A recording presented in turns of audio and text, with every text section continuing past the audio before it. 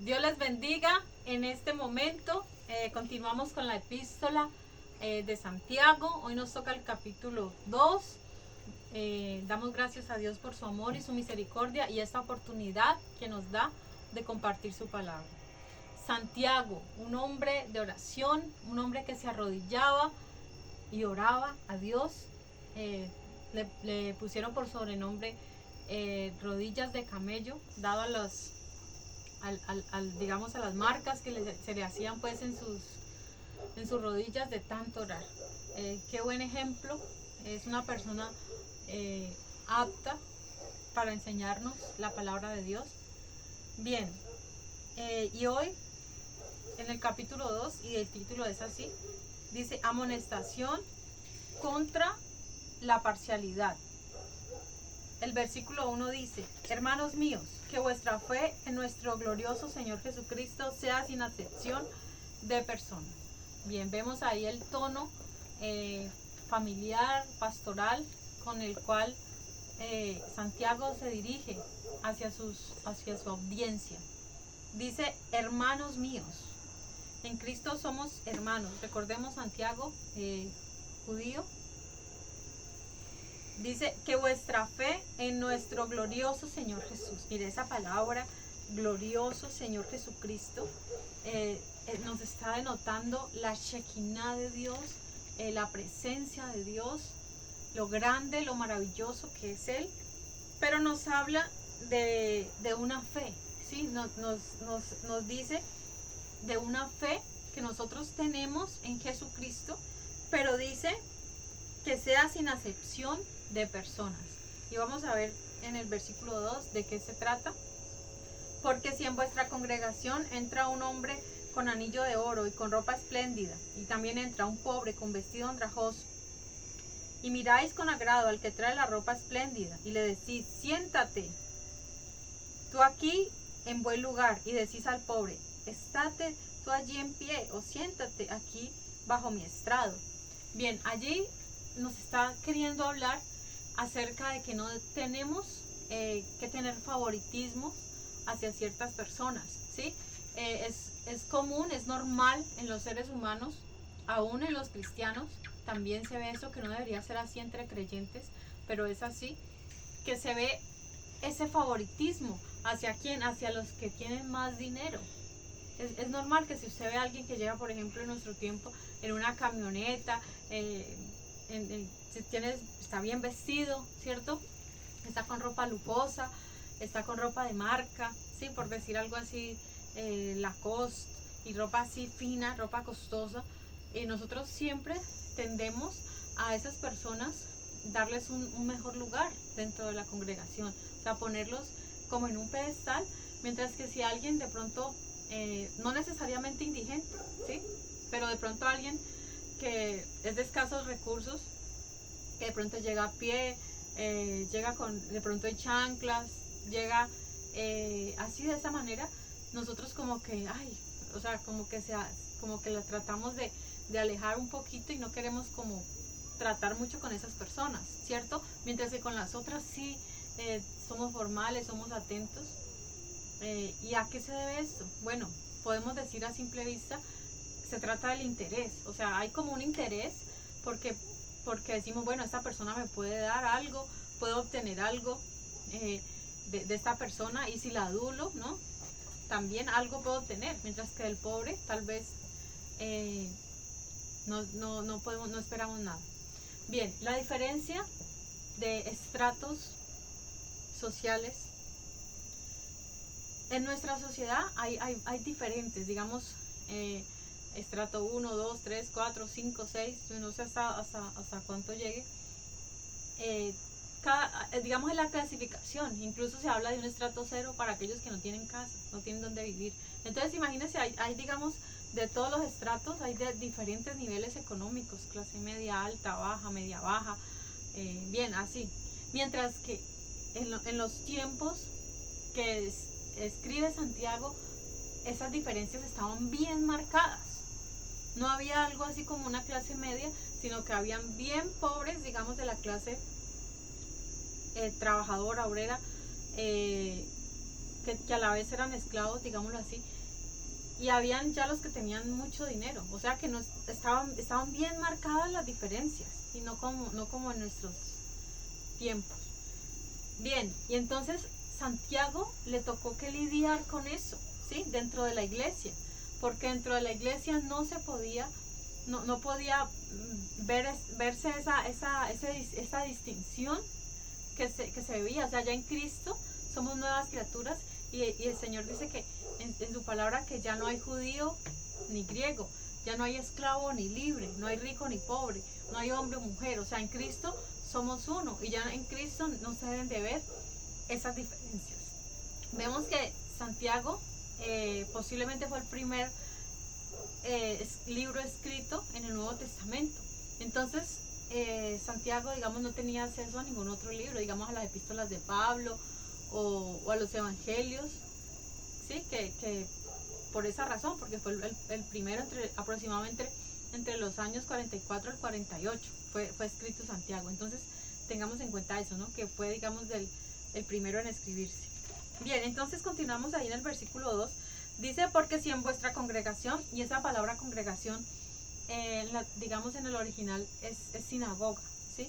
Se refiere a sinagoga. Y por esto que les digo de que fue el primero, ellos se reunían, digamos, en casas, en una habitación, en una sala grande, que en alguna casa de algún hermano, o también las alquilaban, ¿sí? Las sinagogas, esos lugares.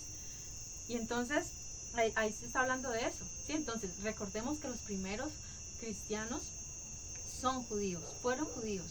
Entonces por eso él está hablando en este término de sinagoga, ¿sí? Y dice así, porque si en vuestra congregación entra un hombre con anillo de oro, y esa palabra anillo no solamente se refiere a un simple anillo, sino que está en plural, o sea, anillos de oro, y da a entender, número uno, o muchos anillos, o digamos un anillo largo, ancho, ¿sí? Que digamos que tapara el dedo, y que pareciera que el dedo fuera como de oro, ¿sí? Que el dedo estuviera, pues, se mirara como un dedo de oro. Y aquellos que tenían anillos mostraban la opulencia que tenían.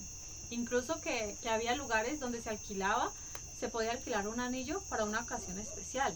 O sea, la importancia del anillo, y lo vemos también en la parábola del hijo pródigo, cuando el padre da un anillo a su hijo, ¿no? Este hombre era muy rico.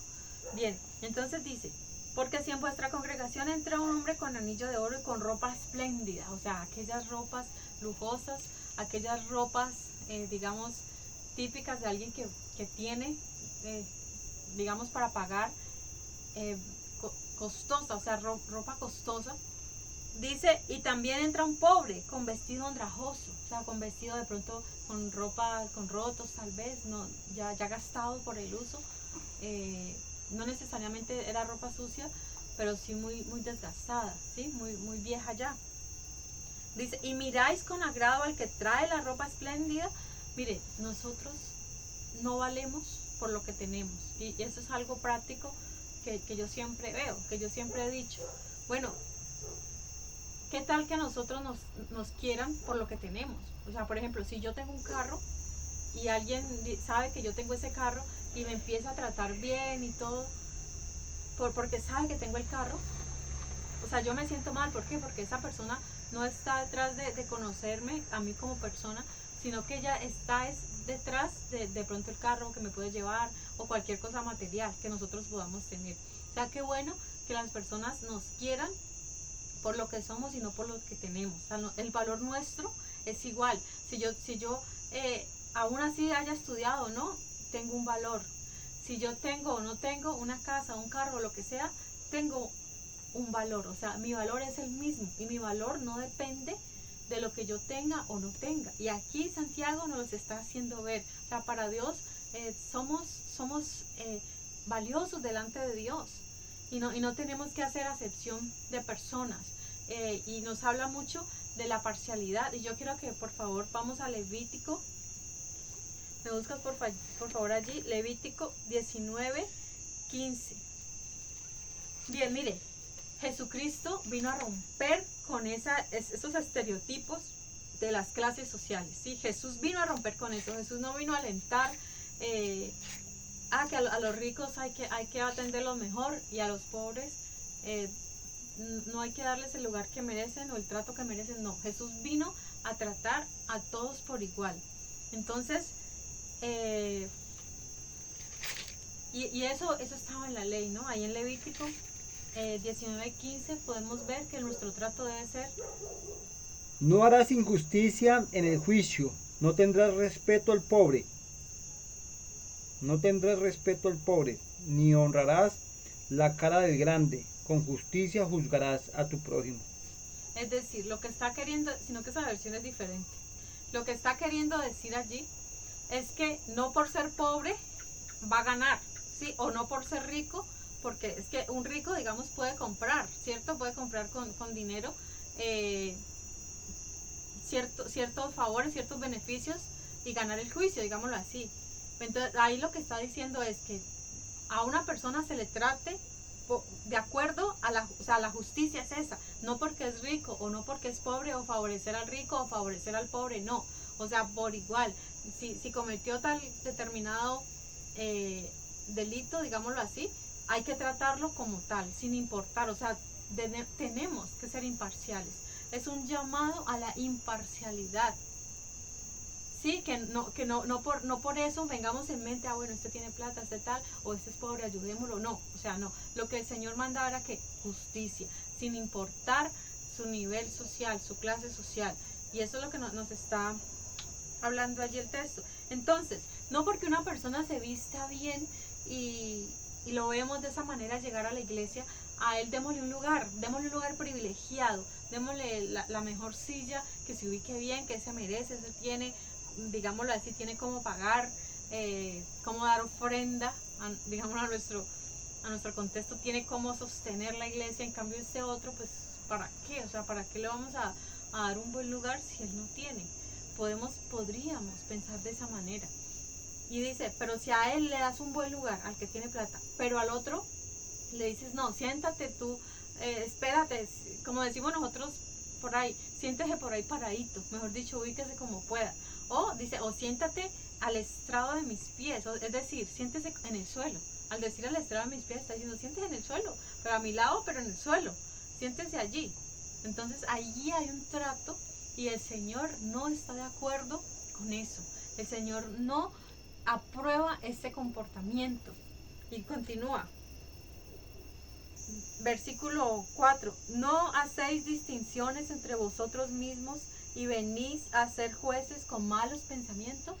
O sea, si usted trata de esa manera al que tiene o al que no tiene, lo trata de esta otra manera, usted dice es juez. ¿Por qué? Porque el hombre juzga, dice, la palabra dice, porque el hombre mira lo que está de frente, pero Dios mira el corazón. O sea, Dios no se fija en apariencias, Dios no se fija en eso. A Dios no lo podemos impresionar porque tengamos dinero o no. Dios no está pendiente de eso. Nosotros sí, nosotros juzgamos a primera vista, hacemos un juicio, bueno, esta persona merece toda mi atención, merece mi respeto, merece mi buen trato. En cambio, esto no está, dejémoslo que se siente, o sea, ¿para qué vino? ¿Para qué una persona que no puede apoyar la obra de Dios, para qué viene así, no? O sea, es lo que está diciendo la palabra, que no debemos de ser así, que nuestro trato debe ser igual. No quiere decir que seamos descorteses con los ricos, digámoslo, y a los pobres tratarlos bien. No, o sea, igual, que su trato sea igual, trátalos bien a ambos merecen respeto, ambos son hijos de Dios, ambos son creyentes, nuevas criaturas. Cristo vino a morir por ambos, o sea que nuestro trato debe ser imparcial. Debemos olvidarnos de estereotipos. En el pueblo judío, si una persona tenía dinero, era símbolo de prosperidad, era símbolo de que esa persona agrada a Dios, de que esa persona avanza, de que, ¿sí? Mientras que si alguien de pronto estaba mal, de pronto es que está en pecado y cosas así que se podía pensar. Bien, pero no siempre, ¿no? No siempre es así, y no se debe juzgar a las personas por su apariencia. O sea, no debemos juzgar así como venga vestido y decir, bueno, este califica para que esté en un buen lugar y este no, que se haga en un rincón. Bien, versículo 5. Hermanos míos amados, oíd, ¿no ha elegido Dios a los pobres de este mundo para que sean ricos en fe y herederos del reino que ha prometido a los que le aman? Uy, está diciendo de que Dios eligió a los pobres de este mundo. ¿A qué se refiere eso? ¿A qué se puede referir de que Dios eligió a los pobres? Mire, puede referirse en un sentido de que Dios, Jesucristo, vino a nacer cuando se hizo hombre, vino a nacer en una familia pobre. Sí, puede referirse a esto. Puede referirse a que Jesús no quiso nacer, él pudo haber nacido en una familia real. O sea, aunque ellos eran, sabemos, Jesús es del linaje de David, una familia real, pero digamos en su momento no estaban reinando, ya hacía ya años atrás que había cesado, digamos, esto de los reyes. Pero Jesús viene de un linaje real, pero digamos humanamente en ese momento no escogió nacer en un hogar rico, en un hogar que tuviera mucho dinero, sino que él vino a nacer ¿dónde? En un pesebre, ¿sí? O sea, un pesebre lo más humilde que pudiera ser, en el lugar más humilde que pudiera haber escogido, junto a las vacas, junto a las bestias, digámoslo así, del campo, allí en ese lugar que no olía bien, ¿sí? Es muy probable que en un pesebre no hay olores muy buenos que digamos, ¿sí? No es muy agradable, digamos, el lugar, no hay comodidad, no hay un colchón cómodo, ¿no? Es un lugar humilde. Jesús se lo escogió a una familia. Mire, cuando se ofrecían los sacrificios, el que más tenía daba animales grandes, ¿sí? Daban bueyes, daban corderos, daban animales costosos, pero los que menos tenían, el mandato del Señor era que el que no tuviera, pues ofreciera palominos, ¿sí? Y esa fue la ofrenda que llevaron ellos al templo, es decir, no contaban con muchos recursos. Entonces, mire, en ese sentido, puede ser que el Señor ha escogido a los pobres de este mundo, primeramente, ¿sí? Eso quiere decir, mire, no quiere decir, bueno, aquí tengo algo que escribí, dice, en términos generales, los pobres están más dispuestos a escuchar el mensaje de salvación. Ellos no tienen riquezas en los cuales confiar. Nosotros cuando íbamos a los evangelismos en los barrios, por ejemplo, íbamos a un lugar de casas bonitas y todo, a veces nos tocaba predicar al aire. O sea, habían pocos hermanos, los que nos acompañaban, y la gente no salía. O sea, nosotros tenemos fe de que ese mensaje llegaba pues a estas personas, pero mire, ellos tienen poca disposición. ¿Sí? ¿Por qué? Porque ellos piensan que no necesitan nada. Mientras que vamos a barrios más humildes, miren, y qué bueno cuando llevábamos algo, podíamos ofrecer algo. Mire, los niños, todas las familias salían a escuchar el mensaje, o sea, estaban dispuestos. Hay una disposición por parte, mira, los pobres ellos están dispuestos. ¿Por qué? Porque ellos, digamos, ellos no pueden confiar en sus riquezas porque no las tienen. No pueden confiar en las riquezas porque no son poseedores de ellas. Entonces, es más fácil para ellos que confiar en Dios y esperar un mundo mejor.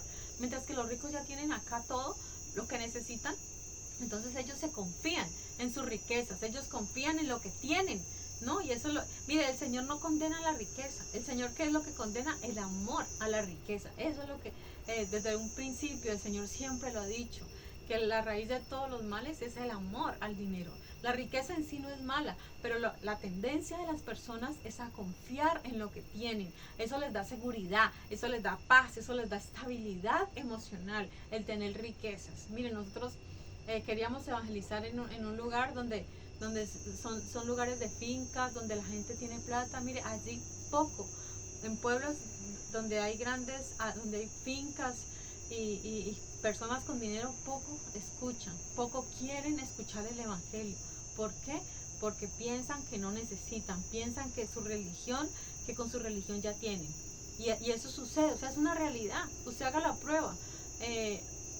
Y mire, aunque la humildad, digamos, no lo da, o la riqueza o la pobreza, pero se puede ver de esa manera. Sí, incluso hay pobres que son muy altivos, que no tienen humildad, pero lo normal, o sea, lo general, lo normal es que el rico confía en sus riquezas y es altivo. Y lo normal es que el pobre es humilde y puede estar atento, puede estar más dispuesto a escuchar el mensaje de salvación. Y usted puede comprobar eso. Usted puede comprobar eso por usted mismo. Recuerdo que una vez fui a evangelizar en un barrio donde vivía. Era un profesor y la esposa trabajaba en un banco, o sea, ellos, pues digamos, estaban acomodados económicamente y tenían 2 hijos. Yo me propuse ir a cada casa de cada vecino para llevar el mensaje. Yo dije, bueno, por lo menos que sepan que aquí hay, que tú mires, Dios mío, la obra que estoy realizando, quiero a los de mi barrio compartir a cada casa, en 2 casas que en ese momento estaba viviendo, quiero ir a cada una. Y empecé, y cuando fui a donde este profesor, recuerdo que me dijo, mira, hay personas que tienen más necesidad. Por ejemplo, hay drogaditos, ¿por qué no vas a donde ellos? Y nosotros estamos bien, nuestros hijos son criados bien, ellos estudian, a ellos no les falta nada. Vaya a otros lugares, que aquí no hay necesidad. O sea, ¿qué me quiso decir?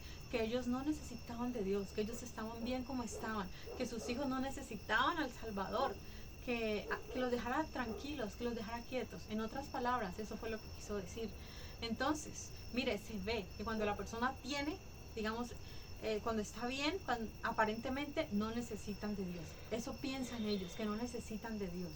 Mientras que cuando la persona está enferma, cuando la persona necesita y todo, ahí sí buscan de Dios, ahí sí son humildes, ahí sí, ay Señor, perdóname, me arrepiento. O sea, la gente busca de Dios cuando realmente lo necesita, ¿no? Muchas veces.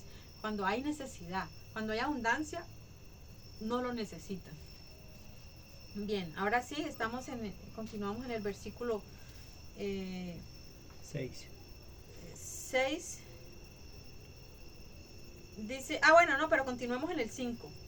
Dice, ¿no ha elegido Dios a los pobres de este mundo para que sean ricos en fe y herederos del reino? Mire, ellos aquí, los pobres aquí, no tienen herencia, ¿sí? No tienen herencia. Pero dice que Dios los escogió a ellos ¿para qué? Para ser herederos del reino que ha prometido a los que le aman, ¿sí? O sea, Dios los escogió ¿para qué? Obviamente no se refiere a todos los pobres, sino a los que le aman, al que es pobre y al que reconoce su necesidad espiritual. Bien. Dice, también Cristo eligió nacer en un hogar pobre. Dios ha elegido primeramente a los pobres. Es decir, podemos decir que Dios primeramente eligió a los pobres. Vamos por favor a los Corintios 1:26. Entonces, recordemos eso. Dios eligió primeramente a los pobres. No quiere decir que a los ricos los dejó a un lado, no, primeramente. Así como eligió primeramente a los judíos, ¿sí? Él escogió a su pueblo Israel, él escogió a los judíos. Primeramente los escogió ¿quién? A ellos. Y luego ¿a quién? A todas las naciones. Dijo al judío primeramente y después al griego. Es decir, después al mundo gentil. ¿Por qué mirad, hermanos, vuestra vocación, que no sois muchos sabios según la carne, no muchos poderosos, no muchos nobles? Bien. Entonces, mire, ahí el apóstol Pablo de qué está hablando, que entre la congregación no habían muchos sabios, no habían muchos nobles, no habían muchos poderosos. Es decir, ¿quiénes primeramente componían la iglesia? Gente humilde, gente pobre, ¿sí? Entonces, primeramente, el Señor escogió a ellos. ¿Por qué? Por la disposición que ellos tenían, ¿sí? La disposición que ellos tienen aún. Los pobres siempre van a estar más dispuestos que los ricos a escuchar el mensaje. Bien, pero eso sí, por supuesto, a los que le aman, ¿no? Ahí lo leímos. Ahora sí, versículo 6. Pero vosotros habéis afrentado al pobre. ¿No os oprimen los ricos y no son ellos los mismos que os arrastran a los tribunales? Bueno, ahí está hablando de que, está diciendo, y estos ricos que habla aquí, probablemente sean cristianos, ricos cristianos, ¿sí? Que aún así eran orgullosos, aún así siendo cristianos. Entonces, mire, Santiago le tocó lidiar con esto, ¿no? Lo que les decía al principio. le toca lidiar con esas marcadas clases sociales que hay en la iglesia. O sea, que el comportamiento de todos no debe ser así. ¿Sí? Miren, normalmente uno cuando va a la iglesia, uno se arregla, se viste con lo mejor que pueda. O sea, no está mal. No está mal el vestirse bien.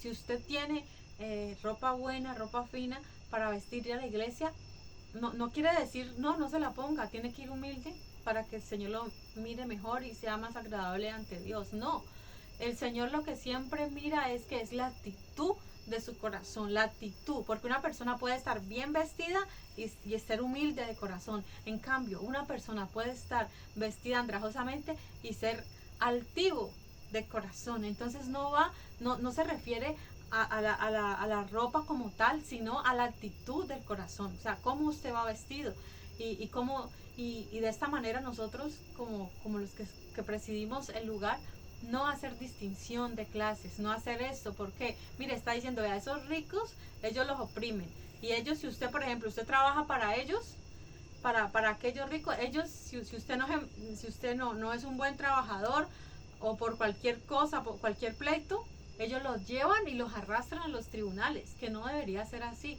porque el apóstol Pablo dijo, miren, asuntos, ustedes como cristianos, ustedes que van a juzgar los ángeles, entre ustedes no deben haber pleito, no deben de llevarse a extremos jurídicos las causas, manejen las cosas entre ustedes mismos. En cambio acá los ricos, ¿qué preferían llevar a los hermanos a los tribunales, cuando al Señor no le agrada eso? Al Señor le agrada que la misericordia, el amor, la compasión, ¿sí? Y no estar como en esa rivalidad. O sea, como siendo hermanos en Cristo, cómo seguían esas diferencias, ¿sí? De clases, cómo se tenía ese favoritismo hacia aquellas personas que tenían. Entonces, está haciendo Santiago esa aclaración para que se tratara a todos por igual, y siempre tengamos en cuenta eso. Siempre en nuestro tratemos por igual a las personas, no con ánimo de ganar algo, de obtener algo. Tratemos a todos por igual. Eso demuestra que nuestro buen corazón. Bien. Versículo 7 dice, ¿no blasfeman ellos el buen nombre que fue invocado sobre vosotros? Mire, ¿qué es blasfemar? En este caso se refiere dejar a Dios en mal lugar. Sí, blasfemar también es maldecir, es decir mal, es dejar a Dios, o sea, no poner en alto el nombre del Señor, sino que no ser un buen embajador, sino ser un mal embajador, ser una persona que deja mal el nombre del Señor, ¿no? En cambio ellos cuando hacen estas cosas están dejando mal el nombre del Señor, estas personas. Bien, continuamos. Versículo 8. Si en verdad cumplís la ley real, conforme a la escritura, amarás a tu prójimo como a ti mismo, bien hacéis. Bien, dice, si en verdad cumplís la ley real. Bueno, ahí la palabra real se refiere a regio, o sea, que es dada por un rey, nuestro rey de reyes y señor de señores. Eso es lo que quiere decir ley real. Dice, si en verdad cumplís la ley real conforme a la escritura. Bien, el nuevo mandamiento dice, amarás a tu prójimo como a ti mismo, bien hacéis. Es decir, es importante, amado hermano, cumplir con las leyes del Señor. Mire, el Señor no vino a abrogar la ley. ¿Qué hizo el Señor? Jesucristo vino a compendiarla, ¿cierto? No vino a decir, esto ya no se hace, esto ya no hay que hacerlo. No, Él vino a cumplir la ley, y lo que hizo aquí fue, a resumir los dos mandamientos: amarás al Señor tu Dios con todo tu corazón, con toda tu mente, ¿cierto? Amarás y a tu prójimo como a ti mismo. Entonces Él hizo un compendio. Él dijo, bueno, si alguien ama a su prójimo, no va a adulterar, no va a hablar mal de él, no va a matar, no va a robar. Bueno, todo quedó compendiado en ese nuevo mandamiento, ¿cierto? Y dice el nuevo mandamiento, ¿cuál es? Que os améis unos a otros. Entonces es necesario cumplir con la ley de Dios, la ley de la libertad. Esa es la ley de la libertad. Y dice así, pero si hacéis acepción de personas, cometéis pecado y quedáis convictos por la ley como transgresores. Bien, mire, si usted distingue, a veces no tomamos en cuenta, amado hermano, que estas cosas son pecado. A veces lo vemos como algo natural, como algo normal y que de pronto Dios no tiene en cuenta. Si yo hago distinción entre uno y el otro y no los trato por igual, nosotros podemos decir, no, esto no es nada, esto qué pecado va a ser. Pero vamos a ver de que para Dios es pecado y de esto se trata, de corregir esos pecados, de dejar de estar en desobediencia delante de Dios. Dice, pero si hacéis acepción de personas, cometéis pecado y quedáis convictos. Ya hemos hablado de que es convictos en otros pasajes. Convicto es que se demostró la culpabilidad a alguien, o sea, que es culpable y que su culpabilidad quedó demostrada. Dice, convictos por la ley como transgresor, o sea, ya está transgrediendo la ley. Bien, versículo 10. Porque cualquiera que guardare toda la ley, pero ofendiere en un punto, se hace culpable de todos. Es decir, y continúa versículo 11, porque el que dijo, no cometerás adulterio, también ha dicho, no matarás. Ahora bien, si no cometes adulterio, pero matas, ya te has hecho transgresor de la ley. Es decir, amado hermano, que este es un pecado también, hacer acepción de personas. Sí, como ya lo vimos ahí en Levítico 19, ya lo vimos. ¿Sí? ¿De qué se trataba? Bien, entonces nos está diciendo que cualquiera que guardare toda la ley, pero ofendiere en un punto, se hace culpable de todos, de todos. ¿Por qué? Porque es una sola ley, ¿sí? Es una sola ley. Y no puedo decir, bueno, yo, digamos los mandamientos, los 10 mandamientos, bueno, yo cumplí este, pero me faltó este, o sea, fallé en este. ¿Qué pasó? Ya eres transgresor de todo. Es decir, basta solamente con fallar en uno y ya eres transgresor de la ley, ¿sí? Ya eres transgresor. Y dice, porque el que dijo, no cometerás adulterio, también ha dicho, no matarás. ¿Sí? El mismo que dijo, no cometerás adulterio, pone dos ejemplos de dos de los mandamientos. También ha dicho que no matarás, porque a veces nosotros decimos, bueno, este pecado es más grave, este es menos grave, ¿cierto? Y nosotros hacemos distinción entre los pecados. Pensamos que el homicidio, a muchos ni se les ocurre, ni se les pasa por la mente, dicen, no, yo jamás he pensado en matar a alguien, eso por allá. Sin embargo, ¿ha odiado usted alguna vez a su hermano? Recordemos que la Biblia dice que el que odia a su hermano es ¿qué? Homicida. No es tan fácil, ¿no?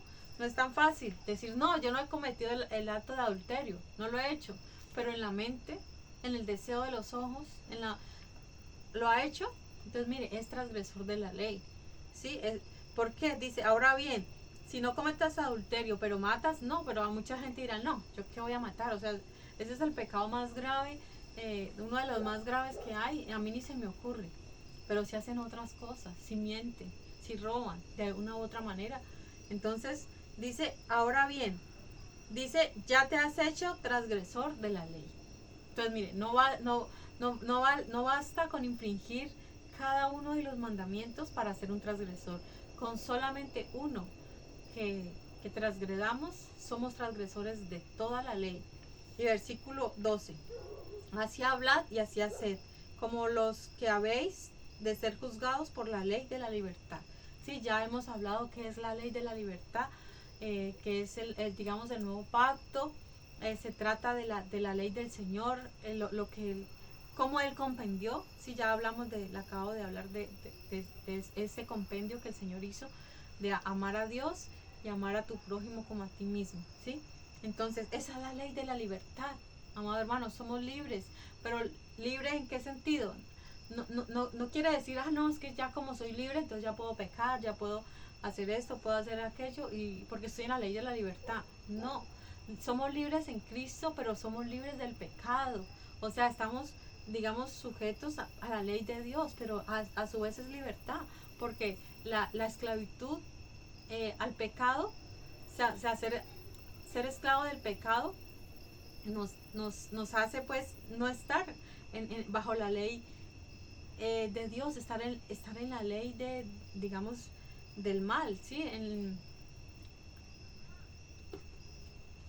en la ley que es contraria a la libertad. Y versículo 13. Porque juicio sin misericordia se hará con aquel que no hiciere misericordia, y la misericordia triunfa sobre el juicio. Bien, allí dice que, ¿qué nos está diciendo en otras palabras? Bienaventurados, como nos dice por allá en Mateo, en las bienaventuranzas, bienaventurados los misericordiosos, porque ellos alcanzarán misericordia. Porque juicio sin misericordia se hará con aquel que no hiciere misericordia, y la misericordia triunfa sobre el juicio. Mire, ¿qué tal que el Señor nos juzgara conforme a nuestros pecados, conforme a nuestra maldad y conforme a nuestras transgresiones? ¿Qué sería de nosotros sin la misericordia, sin la gracia de Dios? ¿Qué sería de nosotros? Nosotros somos el resultado de la misericordia de Dios, de la gracia de Dios. No iremos al juicio ante el gran trono blanco.